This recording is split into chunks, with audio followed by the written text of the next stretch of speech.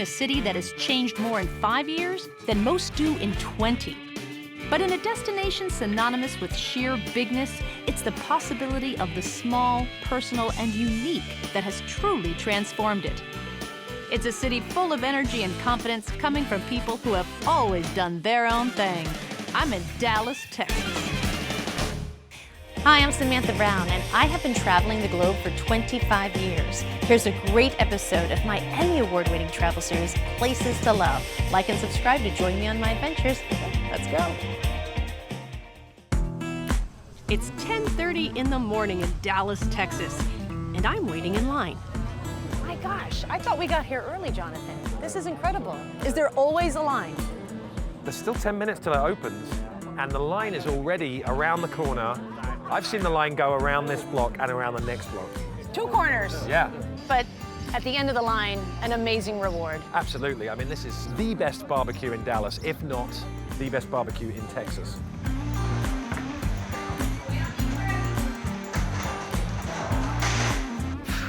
Whoa. It's So a I'm in real for a treat. treat, yes. Absolutely. So now when I see a line, because I stand in a lot of lines, but it's usually to like make a flight, go through security. So I see a line like this, I get nervous. I'm gonna miss my flight. Right. I'm looking at this line. Are we gonna make the first seating? Is there enough? I mean, Well, how big is the place inside? When the meat runs out, Yeah. it runs out. And if you're still in line, you don't get anything. Get out. They make an announcement over the speaker. Oh my gosh, so you really have missed your flight if you're at the end of the line. Absolutely. Whoa. However, there's a trick to skip the line. Okay. If you order 5 pounds of meat, you can walk straight through. I'm not gonna be able to walk at all after 5 pounds of meat. Well, if we find some friends in line, Okay. we can get together. Yeah. That's the trick. And then you can go straight to the front and have 5 pounds of meat, and you make some new friends.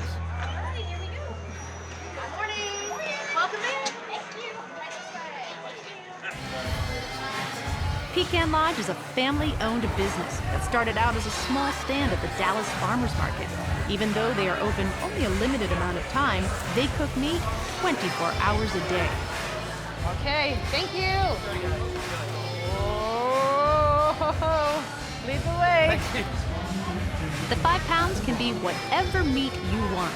With our 2 new barbecue buddies, we decided it would be easy just to get the trough, which comes with pork ribs, pulled pork, house-made sausage, brisket, and this thing.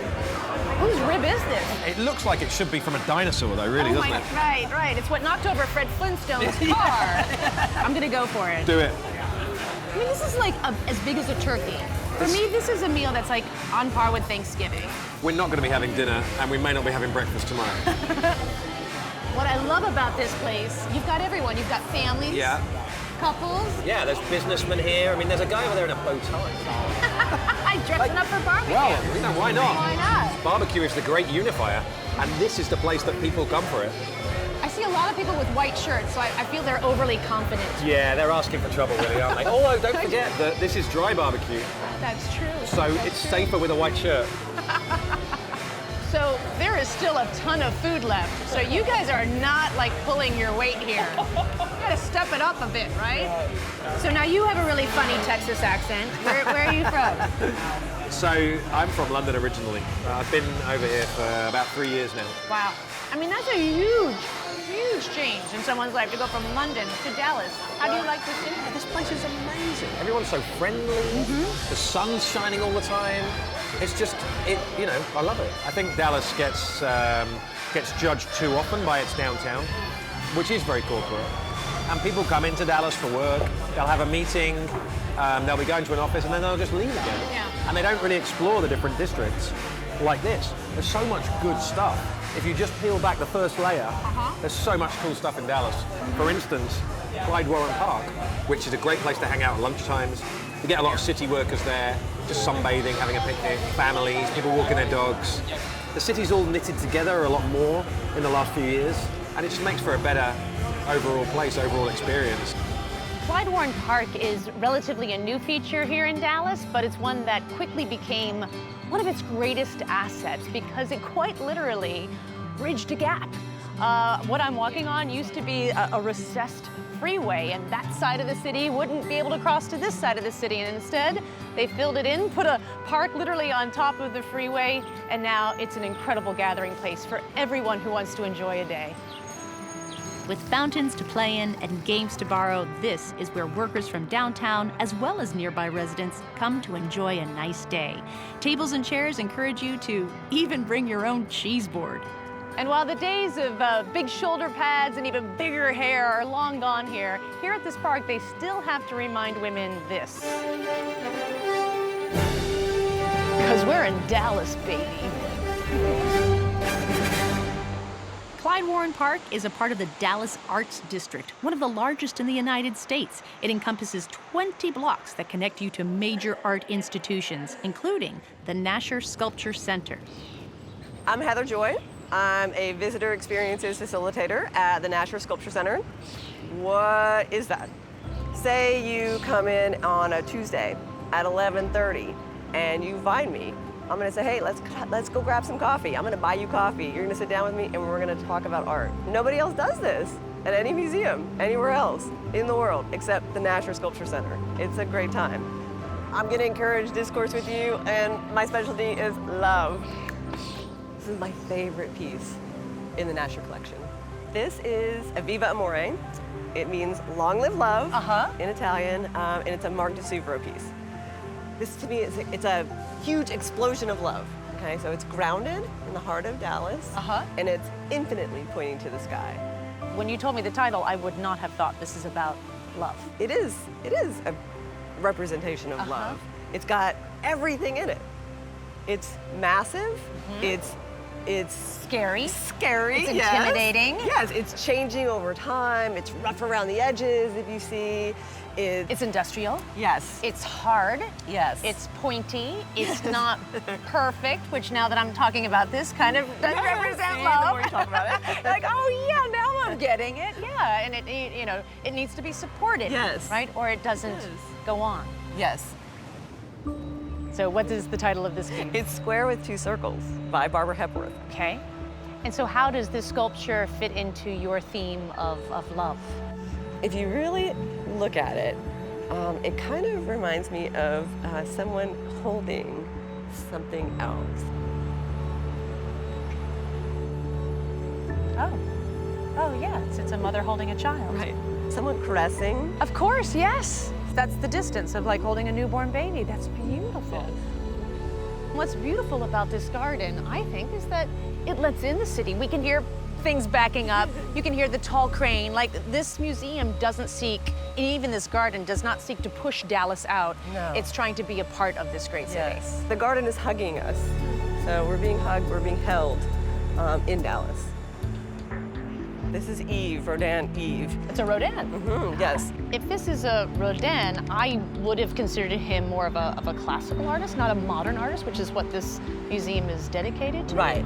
Rodin was a sculptor who was sort of breaking the rules, right? So he was making imperfect, I'll use quotes, imperfect sculptures of human beings. He didn't make these smooth classical Greek forms where everything was perfect. The abdomen was perfect and the legs were perfect. We see dimples, we see. Not just dimples, they're like imperfections, as if it's not finished. Right.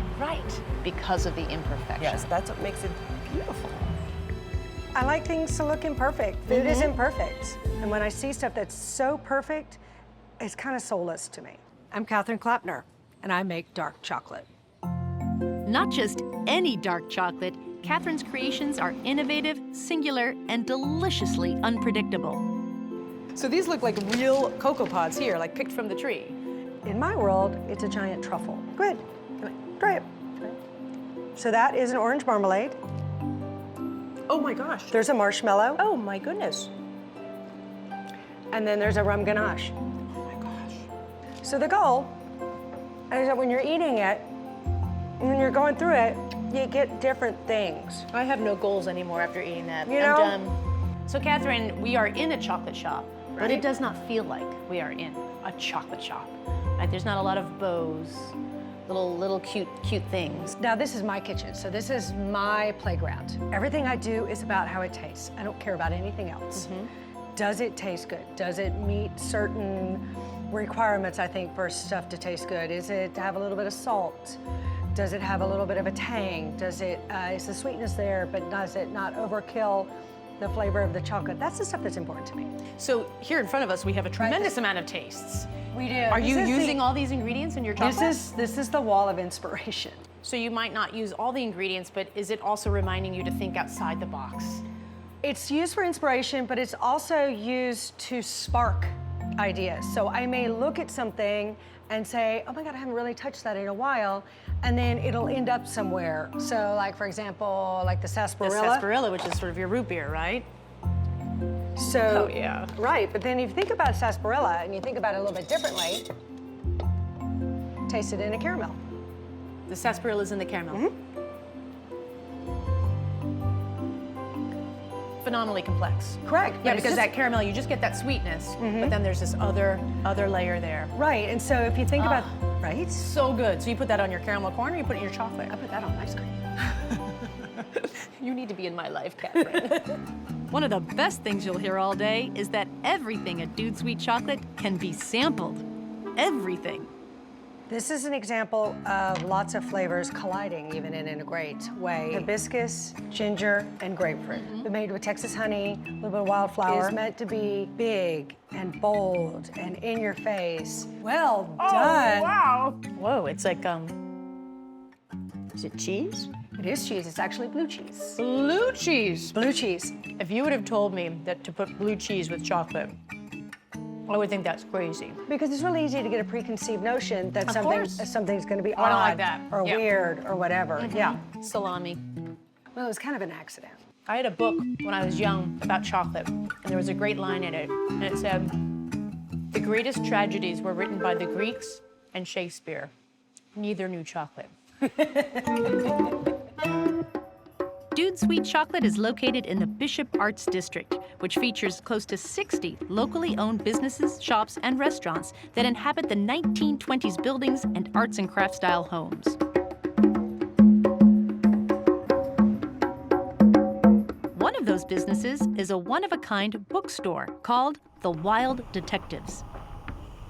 So when you walk up the stairs and into this shop, what you experience is this immediate sense of peacefulness. You experience a calm just like wash over you as you take in the books and you hear and feel the wood creak under your feet and you take in the wood beams. Is that what you were going for in terms of people experiencing your shop? I don't think it was anything planned. I mean, we were just trying to make a space that somehow could reflect those things and attract people with those same interests. Javier owns The Wild Detectives with his friend Paco, and while both are full-time engineers, their business experience is, shall we say, commendable. I should say we have zero experience with anything related to book selling, bar tendering, or bar business, and coffee, of course. But we have a lot of experience consuming those. So that's I mean, to our credit, we had a few notions about how a customer navigates places like that. The way of the cafe and even the bookstore, they've become actually people's office spaces. People come here with their laptops. They come here with their phones. They've got their earbuds in and they're doing work. And so that's not about communicating. That's not about having a discourse. How do you encourage that? During the daytime, we just let that happen, and people like to come here to work or to meet people and just carry on with like a normal coffee shop, I'd say. But then once we get into 6 p.m., we do different things. We pop up the music, we bring down the lights, we cut off the Wi-Fi, which is probably the most drastic movement you could think on a coffee shop nowadays. Wild Detectives also has a backyard where hundreds of community events play out over the year. Back in the small space of the store, the books are all well curated by friends from around the world. Javier even has an incentive to order books through them that no online retail giant could ever duplicate. If you buy a book through us, it might take a little longer, but we don't charge shipping services, and we buy you drinks when you pick up your book. It's something you will never be able to do with Amazon. So free shipping and handling and a nice lager. Yes, yeah, or a cocktail. Or a cocktail. For many people, the look of Dallas can be narrowed down to one article of clothing. It's still a great iconic look, but I discovered a shop where the one-of-a-kind creations go far beyond 10 gallons. First thing is always find a hat. So let's try a couple on and All we'll right, find one yeah. that fits you. Let's try One's here. this one first. Okay. See how that feels. It's a little loose. A little loose, little old school. Little old school. Bring it modern a little bit. Let's Okay. try another one. Okay? All right, yeah. I'm Travis Austin. I'm a designer and artist. We specialize in vintage leather jackets and custom hats. We do our best to instill confidence into every single person who walks through these doors. That one's a little too big. This is not Samantha. A little too modern. Let's just bring it back a little bit. Dial it back. There's one, that brown one right behind you with the silk scarf. I think that one might be perfect. Love the flowers. It's great 1970s silk head wrap.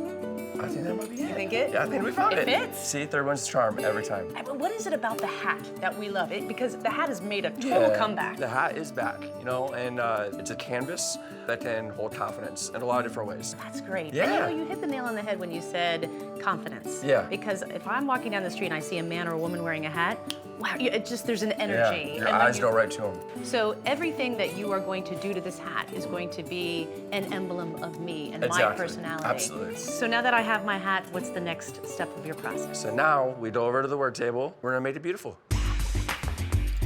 See, I'm already walking differently. I know, right? I'm gonna ask you some questions. We're gonna sit down and we're gonna make it yours. All right. All right, so I'm gonna ask for the hat back. Okay. This is the fun part. Mm-hmm. You have any lucky numbers or a date that you like to commemorate or something that's inherent to you? The date that my children were born. Okay. I was also born in 1970, which I love, that I'm Okay. a 70s kid. Hey, that's beautiful. We can commemorate that. Silver or gold? Gold. Feather or a matchbook? Feather. Beautiful. That's it. Can I tell you one more thing about Yeah, me that go I think you ahead. would really appreciate? Come on. I was born in Dallas, Texas. Are you serious? Look at that. I had no idea. So I'm very proud of that. We only lived Beautiful. here a year of my life, but I still consider myself a little yellow You rose. are a Texan. I'm a You are a Texan. yellow rose. Exactly. I'm gonna try to find yellow rose. I'm gonna put it in your hat for you.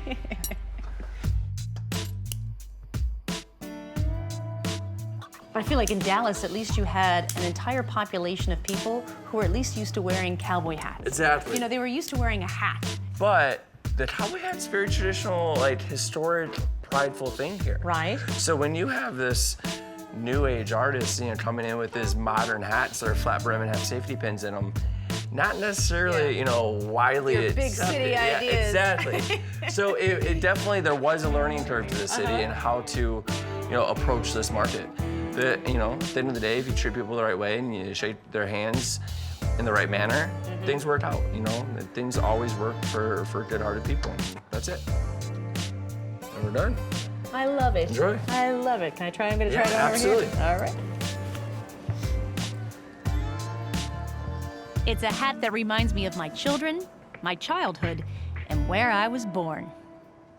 When I was a little kid, I remember I have this recurrent dream. It was a scene of me at a different ages cooking along with my mom. And everyone you cook with in this small restaurant is your family. This is it. Welcome to Purepecha. Purepecha is the name of the indigenous people of Michoacán. And that is the cuisine that you prepare here Exactly. at the restaurant. Mi nombre es Regino Rojas, de Yurecuaro, Michoacán, México, y me gustaría enseñarte mi cultura por medio de nuestra comida. This is such a beautiful space that you've created. I mean, it's so intimate. Yes. And in fact, you come from a very busy street and you come into your taco bar, which is kind of rowdy and fun. You come down this long hallway and you enter into what absolutely feels like someone's home. That's the idea. How many people do you serve a night? 14 people, 2 at a- sittings per night. Is there a menu? There is no menu, no written menu. I don't want them to feel that they are in a restaurant. So me not having a menu gives me the freedom of explaining them where it comes from and how do we cook it and how do you eat it. Adding to the uniqueness of the night, Regino's father, who when not doing the dishes, is hand-engraving collectible firearms. It's a tradition of Mexican scroll work that has been in their family since the early 1800s. Did your mom teach you how to cook? Yes, this is a constant learning even together when we're doing a dish that it's not common for us to do. We study it and then like, what about if we do this? Why not do this? Uh-huh. It's kind of like a collaboration of the finished product of the dish. Sure. What are you prepping now? This is a what is called a flauta. Flautas are the tacos, are rolled up and then fried. Traditionally filled up with the shredded chicken, but here we make a guisado, which is a stir fried with the cold water lobster tail meat and a little bit of mezcal. Mezcal. Yes. Oh, all right. So no need of those. I want you to do this with your hands. Oh. Traditionally, you eat flautas with your hands.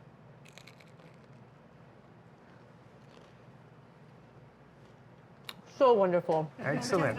Okay, now let's talk about that mole. Let's talk about the mole. It's a dish that has been with me throughout my life, and it represents a lot for me. And your mother made the best mole My mother in town. makes the best mole in town. You have to get a little tortilla, get it wet, and with your hands, you know, just pick a little bit of everything and put it in your mouth. So you got the onions, you got the little bit of meat. Pickled red onion.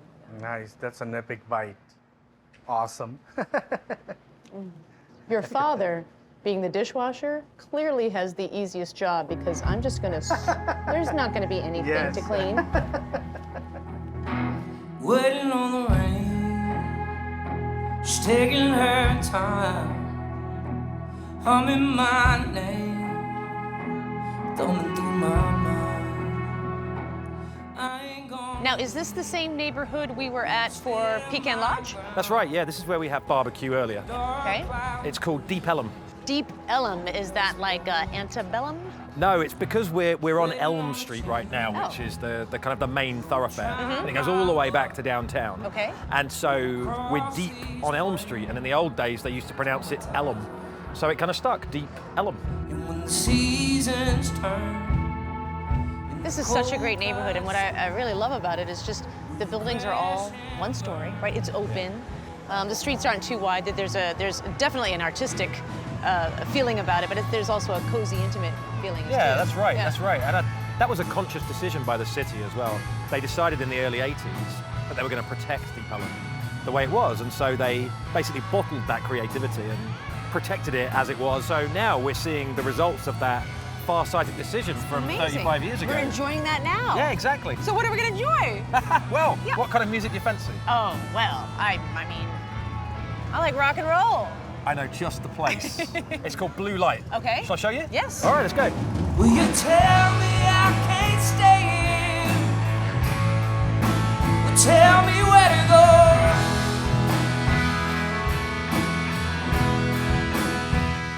The music scene here in Dallas is so eclectic and rich in tradition and history, from Stevie Ray Vaughan to real, true Southern blues. It's everywhere. So if you're ever here, go see a show. When you come to Dallas, you'll find a lot of things that you didn't expect to find.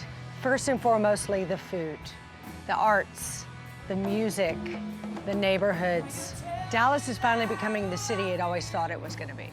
You might not expect Dallas to be an artistic city, but Dallas is actually pretty cool.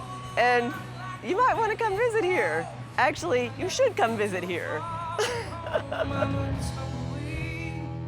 When you can take a stroll where nature and community inhabit a once forgotten space, when you can listen to people's big ideas in their own personal and creative spaces, when you can enjoy a city you thought you knew but didn't expect to find, that is when we share a love of travel.